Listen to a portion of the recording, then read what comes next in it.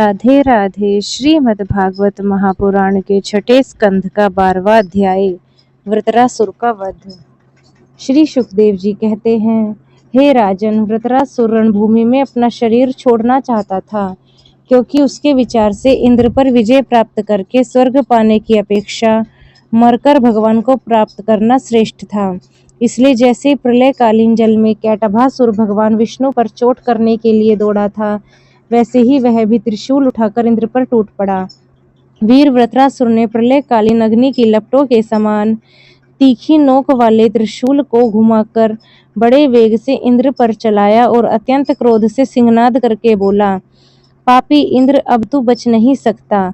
इंद्र ने यह देखकर कि वह भयंकर त्रिशूल ग्रह और उल्का के समान चक्कर काटता हुआ आकाश में आ रहा है, किसी प्रकार की अधीरता नहीं करी और उस त्रिशूल के साथ ही वासुकी नाग के समान वृत्रासुर की विशाल भुजा अपने 100 गांठों वाले वज्र से काट डाली। एक बांह कट जाने पर वृत्रासुर को बहुत क्रोध हुआ। उसने वज्रधारी इंद्र के पास जाकर उनकी ठोड़ी में और गजराज ऐरावत पर परिघ से ऐसा प्रहार किया कि उनके हाथ से वह वज्र गिर पड़ा। वृत्रासुर के इस अत्यंत अलौकिक कार्य को देखकर देवता, असुर, चारण, सिद्धगण आदि सभी प्रशंसा करने लगे, परंतु इंद्र का संकट देखकर वे ही लोग बार बार हाय हाय कहकर चिल्लाने लगे। परीक्षित, वह वज्र इंद्र के हाथ से छूटकर वृत्रासुर के पास ही जा पड़ा, इसलिए लज्जित होकर इंद्र ने उसे फिर नहीं उठाया। तब वृत्रासुर ने कहा, इंद्र, तुम वज्र उठाकर अपने शत्रु को मार डालो, यह विषाद करने का समय नहीं है। देखो, सर्वज्ञ सनातन आदि पुरुष भगवान ही जगत की उत्पत्ति, स्थिति और प्रलय करने में समर्थ हैं। उनके अतिरिक्त देह अभिमानी और युद्ध के लिए उत्सुक आताताइयों को सर्वदा जय ही नहीं मिलती। वे कभी जीतते हैं तो कभी हारते हैं। यह सब लोक और लोकपाल जाल में फंसे हुए पक्षियों की भांति जिसकी अधीनता में विवश होकर चेष्टा करते हैं, वह काल ही सबकी जय पराजय का कारण है।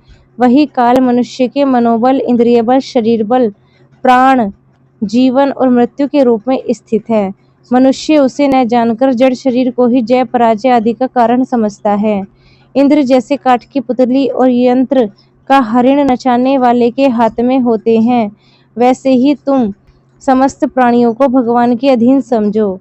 भगवान की कृपा प्रसाद के बिना पुरुष, प्रकृति, महतत्व, अहंकार, पंचभूत, इंद्रियां और अंतःकरण चतुष्टय, ये कोई भी इस विश्व की उत्पत्ति आदि करने में समर्थ नहीं हो सकते। जिसे इस बात का पता नहीं है कि भगवान ही सबका नियंत्रण करते हैं, वही इस परतंत्र जीव को स्वतंत्र कर्ता भोक्ता मान बैठता है। वस्तुतः स्वयं भगवान ही प्राणियों के द्वारा प्राणियों की रचना और उन्हीं के द्वारा उनका संहार करते हैं।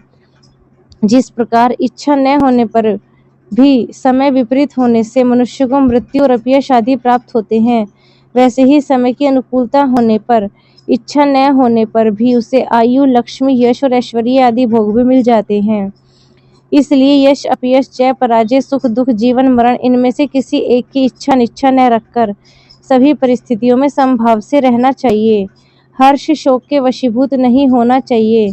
सत्व, रज और तम, ये तीनों गुणों प्रकृति के हैं, आत्मा के नहीं। अतः जो पुरुष आत्मा को उनका साक्षी मात्र जानता है, वह उनके गुण दोष से लिप्त नहीं होता। देवराज इंद्र, मुझे भी तो देखो, तुमने मेरा हाथ और शस्त्र काटकर एक प्रकार से मुझे परास्त कर दिया है, फिर भी मैं तुम्हारे प्राण लेने के लिए यथाशक्ति प्रयत्न कर ही रहा हूँ। यह युद्ध क्या है? एक जुए का खेल। इसमें प्राण की बाजी लगती है, बाणों के पासे डाले जाते हैं और वाहन ही चौसर है। इसमें पहले से यह बात नहीं मालूम होती कि कौन जीतेगा और कौन हारेगा। श्री सुखदेव जी कहते हैं, परीक्षित, वृत्रासुर के ये सत्य एवं निष्कपट वचन सुनकर इंद्र ने उनका आदर किया और अपना वज्र उठा लिया।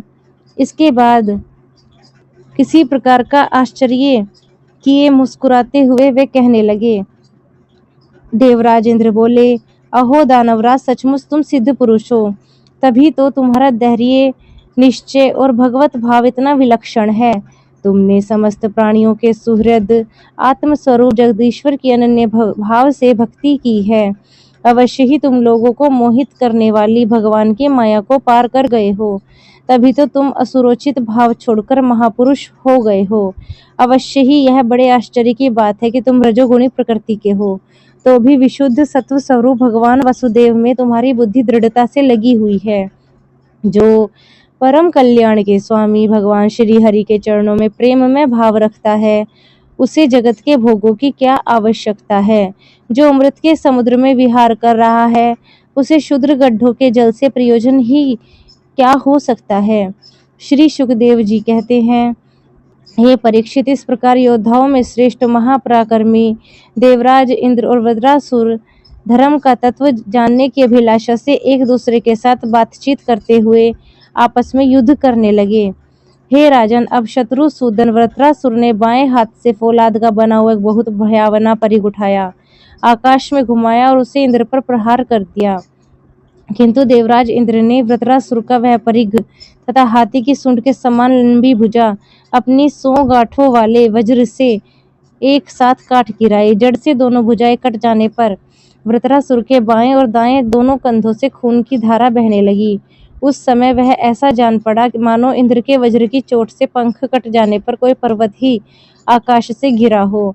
अब पैरों से चलने फिरने वाले पर्वतराज के समान अत्यंत दीर्घकाय वृत्रासुर ने अपनी ठोड़ी को धरती से और ऊपर के होठ को स्वर्ग से लगाया तथा आकाश के समान गहरे मुंह, सांप के समान भयावनी जीभ एवं मृत्यु के समान कराल दाढ़ों से मानो त्रिलोकी को निगलता अपने पैरों की चोट से पृथ्वी को रौंदता और प्रबल वेग से पर्वतों को उलटता पलटता वह इंद्र के पास आया और उन्हें उनके वाहन ऐरावत हाथी के सहित इस प्रकार लील गया, जैसे कोई परम पराक्रमी और अत्यंत बलवान अजगर हाथी को निगल जाए।